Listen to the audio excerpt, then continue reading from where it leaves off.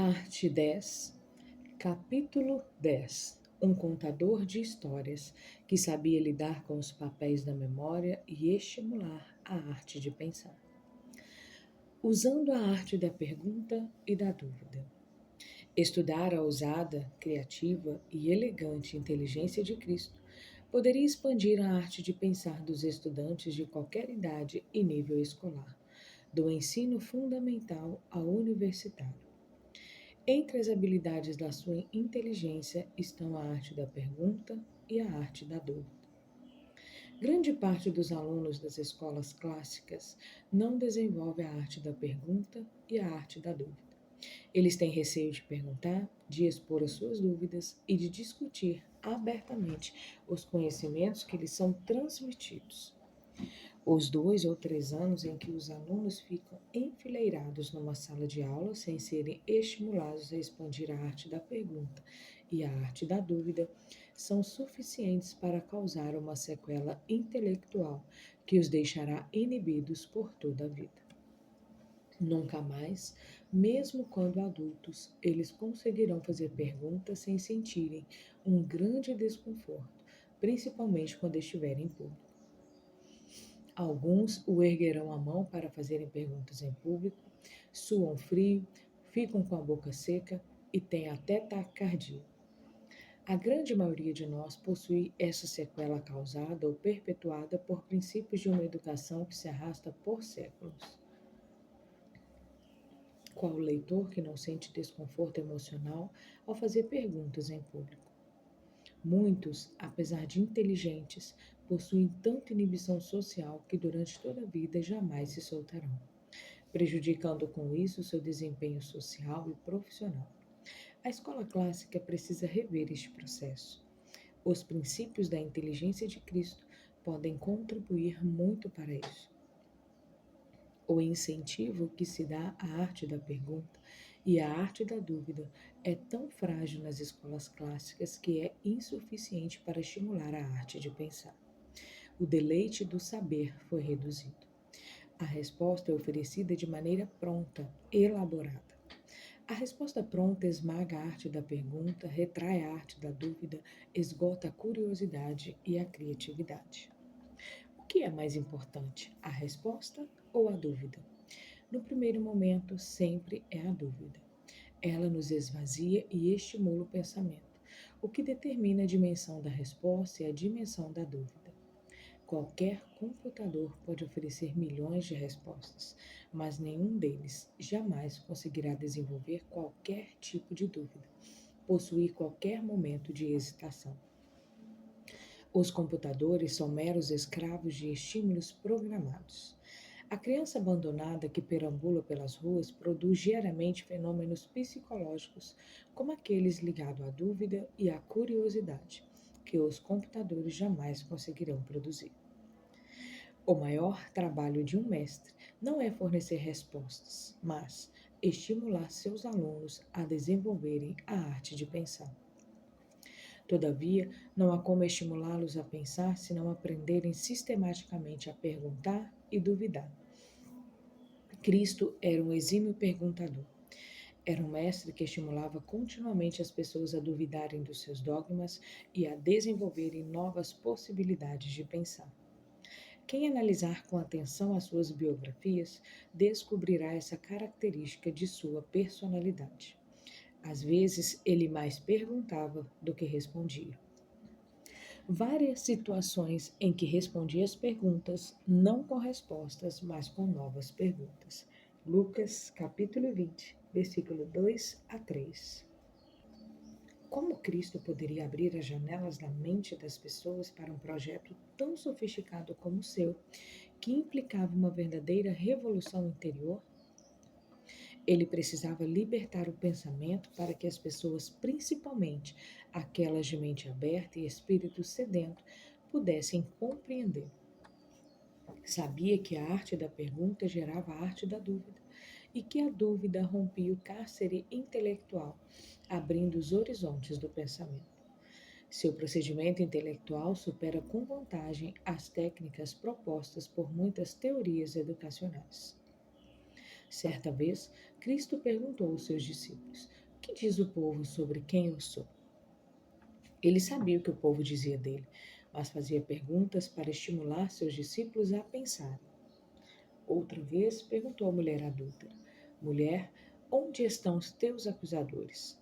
Ele sabia que os acusadores já haviam se retirado, pois ficaram perturbados diante da sua inteligência, mas queria que aquela mulher se interiorizasse e refletisse sobre sua própria história.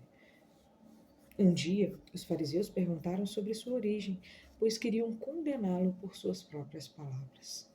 E como Cristo conhecia a intenção deles, respondeu com outra pergunta sobre a origem de João Batista.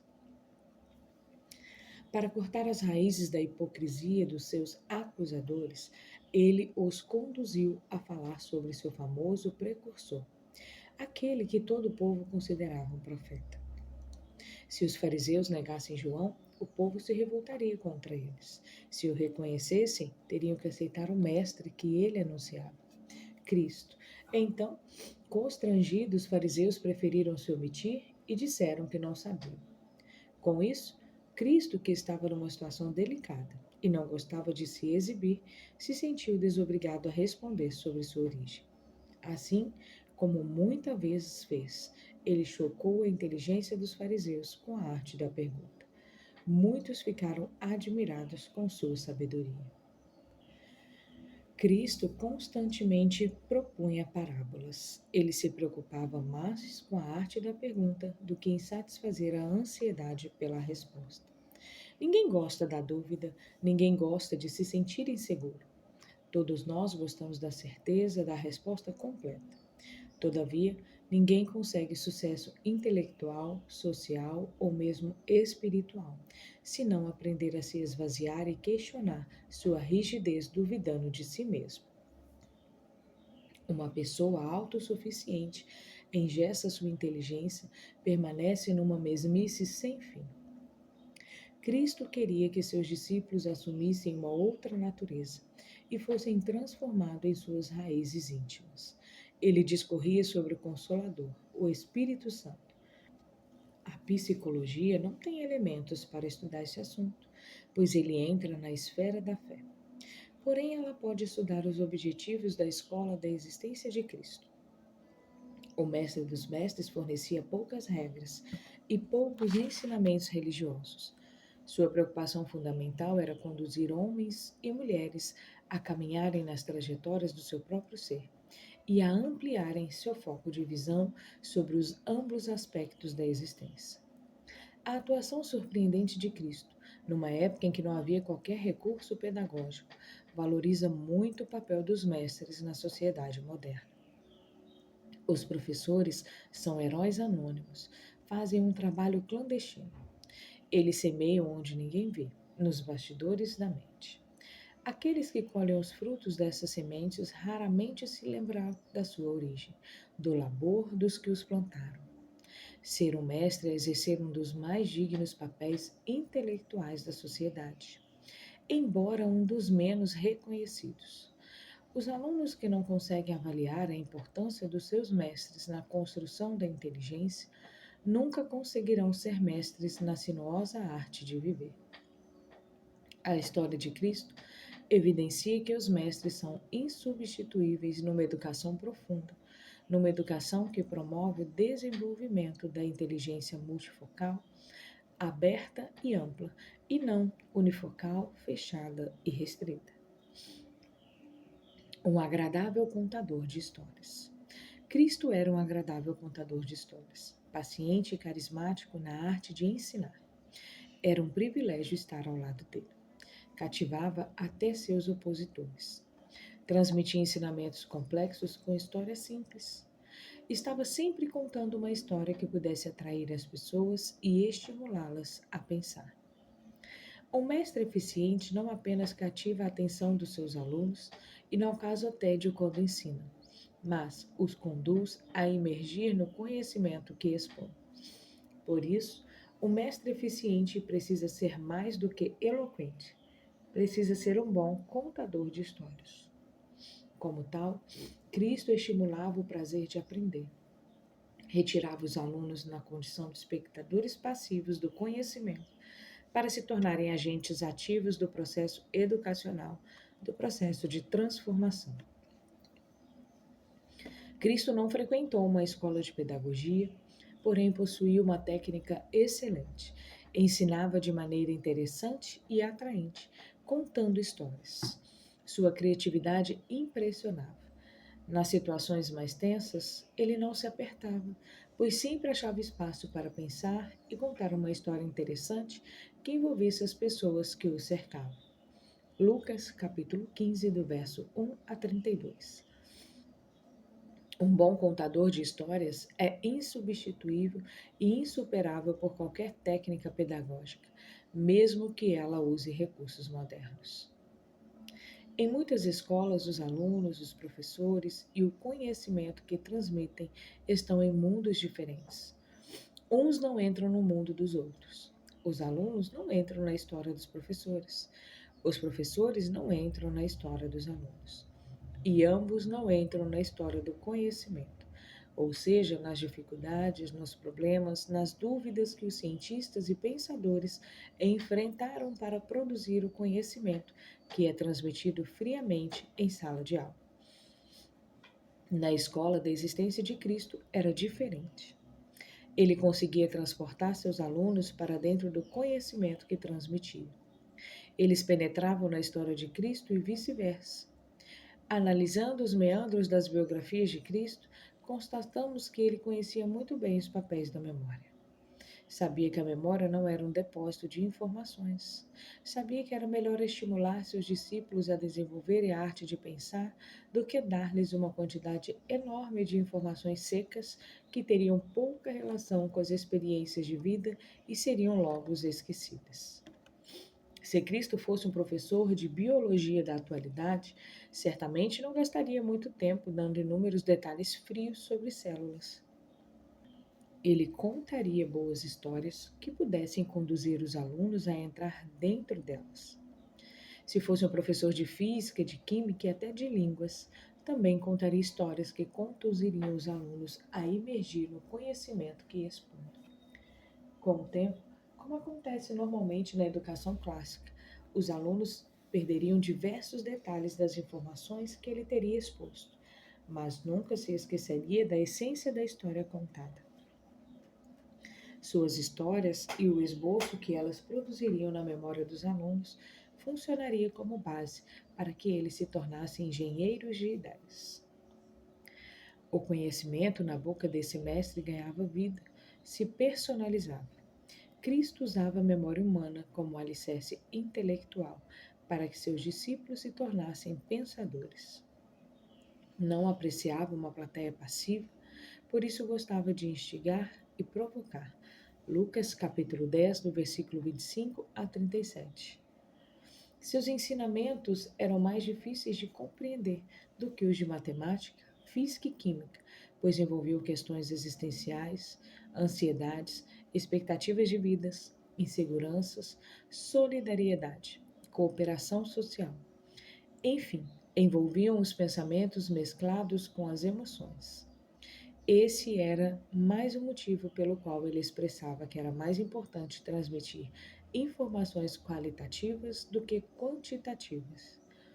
Por isso, nas suas interessantes histórias, ele dizia muito pouco com as palavras. Às vezes, quando queria fazer uma crítica contundente aos seus ouvintes, em vez de ser indelicado com eles, contava uma história ou uma parábola para fazê-los pensar. Cristo era um grande semeador de princípios, de pensamentos e de vida.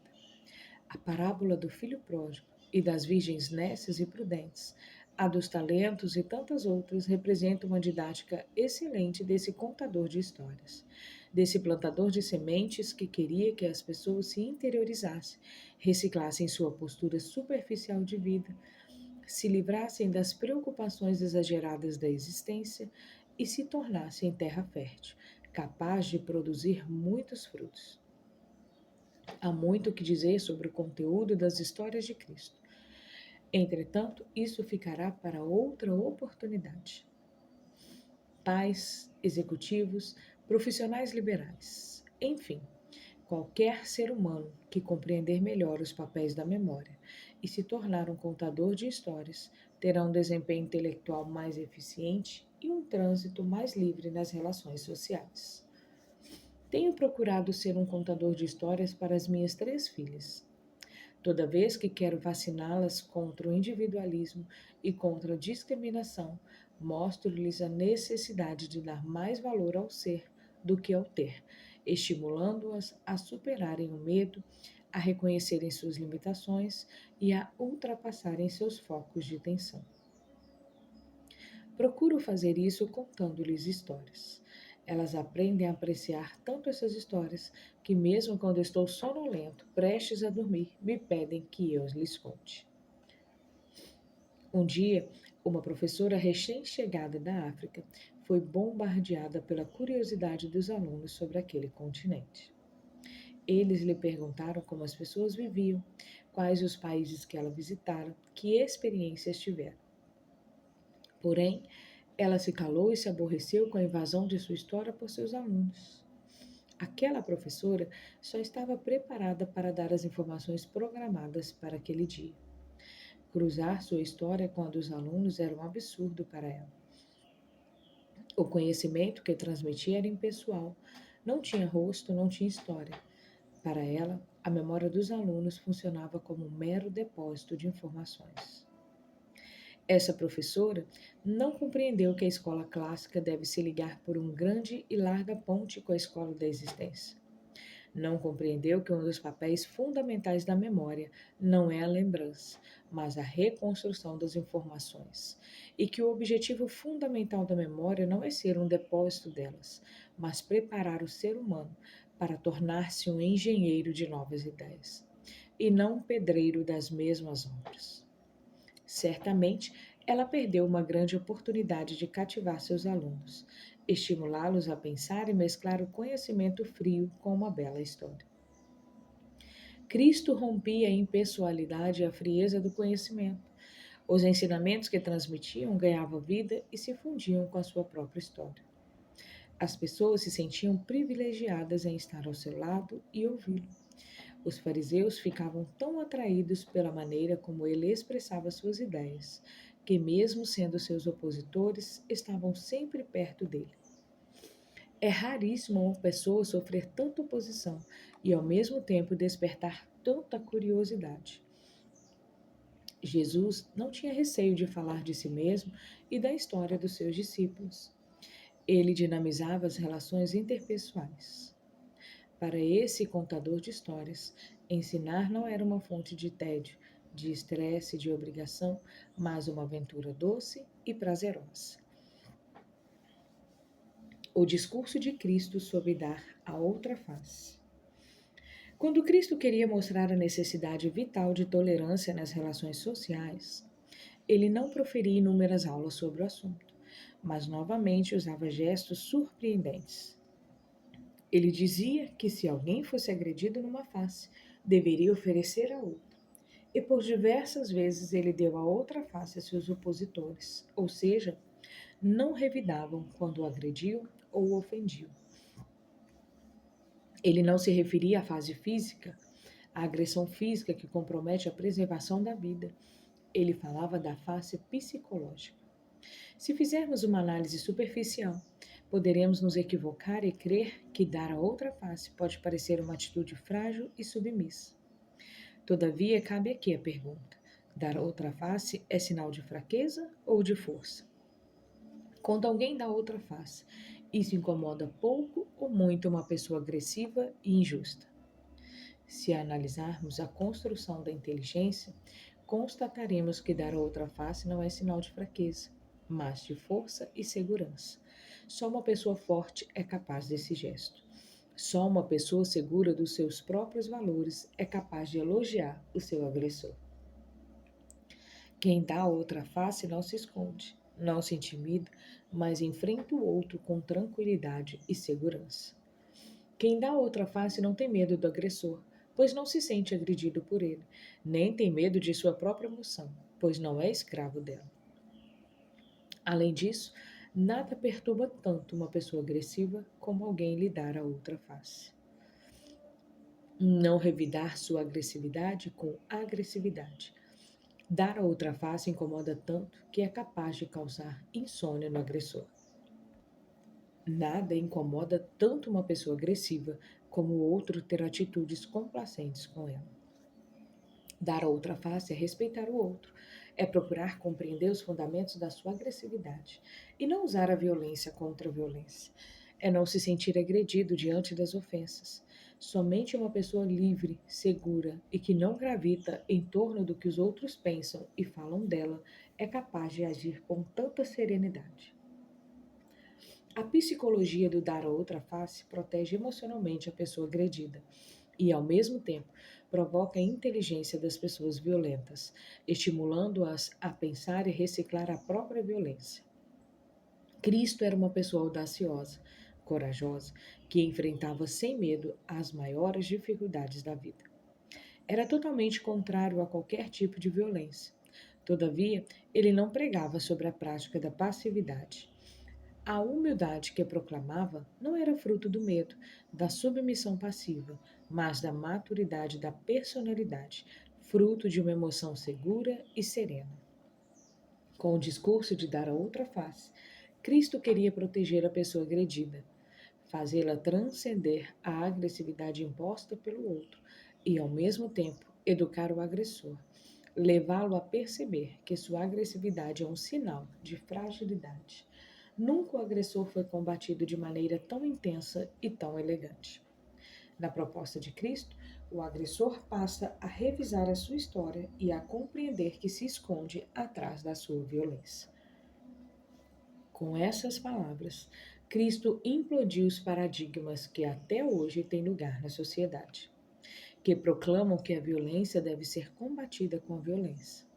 O mestre da escola da existência demonstrou que a força está na tolerância, na complacência e na capacidade de conduzir o outro a se interiorizar.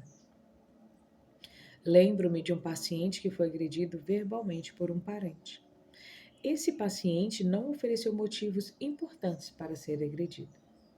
Seu agressor foi injusto e muito áspero com ele.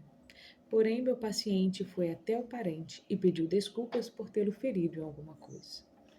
A sua reação de humildade caiu como uma bomba no íntimo do agressor, que emudeceu e ficou perturbado. Naquele momento, ele caiu em si, se interiorizou e enxergou a própria agressividade. Isso o tornou capaz de assumir o seu erro e desculpar-se. Dessa forma, ambos reataram um relacionamento que poderia levar anos para ser reatado e que talvez nunca mais fosse o mesmo. O relacionamento que voltaram a ter se tornou mais aberto e mais rico que antes. Muitas pessoas têm medo de se reconciliar, de estender a mão para o outro, de pedir desculpas, de passarem por tolas e por isso defendem suas atitudes e seus pontos de vista com unhas e dentes. Esse procedimento não traz alívio, mas angústia e desgastes. Os pais que aprendem a pedir desculpa aos filhos não perdem a sua maturidade, mas se tornam pessoas admiradas e respeitadas por eles. Somos ótimos em detectar as falhas dos outros, mas míopes para enxergar as nossas. Jesus combatia a violência com antiviolência. Ele apagava a ira com a tolerância e reatava suas relações usando a humildade. Com seus gestos, ele marcou para sempre a história de seus discípulos e fez com que o mundo, apesar de não vivenciar seus ensinamentos, o admirasse profundamente. Infelizmente, apesar de haver leis, batalhões de soldados e sistemas de punição, a violência física e psicológica faz parte da rotina da sociedade moderna. O mundo em que vivemos é violento. A televisão transmite programas violentos. A competição profissional é violenta. Em muitas escolas clássicas, onde deveriam reinar o saber e a tolerância, a violência tem sido cultivada.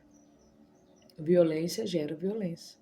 Spinoza, um dos pais da filosofia moderna que era judeu, declarou que Jesus Cristo era sinônimo de sabedoria e que as sociedades envolvidas em guerras de espadas e guerras de palavras poderiam encontrar nele uma possibilidade de fraternidade. Um poeta da inteligência que utilizava com grande habilidade o fenômeno Ram. Um quadro é mais eloquente do que 1000 palavras. Vimos que a memória sofre o registro automático por meio do fenômeno RAM, registro automático da memória. Vimos também que o registro é mais privilegiado quando as experiências contêm mais emoção, mais tensão, seja positiva ou negativa. Cristo utilizava com destreza o fenômeno RAM. Seus gestos marcavam para sempre a memória dos discípulos e atravessaram gerações. Ele usava a arte de pensar como uma habilidade incrível. Preferia utilizar gestos surpreendentes para educar, transformar, ampliar a visão dos seus discípulos. Seus gestos produziam impactos inesquecíveis na memória dos seus íntimos e era mais eficiente do que milhares de palavras. Suas biografias retratam um homem que falava pouco, mas dizia muito. Quando desejava demonstrar que não almejava o poder político, que se importava mais com o interior do ser humano do que com a estética social, optava por não fazer grandes reuniões, conferências ou debates para discutir o assunto. Como comentei, usava simplesmente um gesto surpreendente que era muito mais representativo e eficiente do que palavras. No auge da sua popularidade, montou num pequeno animal e foi até Jerusalém. Ninguém mais esqueceu aquele gesto audacioso, intrépido, incomum e a complexa mensagem que ele transmitiu. O fenômeno RAM o registrou de maneira privilegiada, marcando a trajetória existencial dos seus discípulos, economizando palavras e discursando com gestos. Pais, professores, executivos raramente conseguem surpreender as pessoas que o circundam e abrir as janelas das suas mentes. Um pai cujo filho passa por problemas com o uso de drogas ou agressividade fica perdido, sem saber como penetrar no interior dele e contribuir para reorganizar sua vida. A melhor maneira de conquistar alguém é romper a rotina e surpreendê-lo continuamente com gestos inesperados.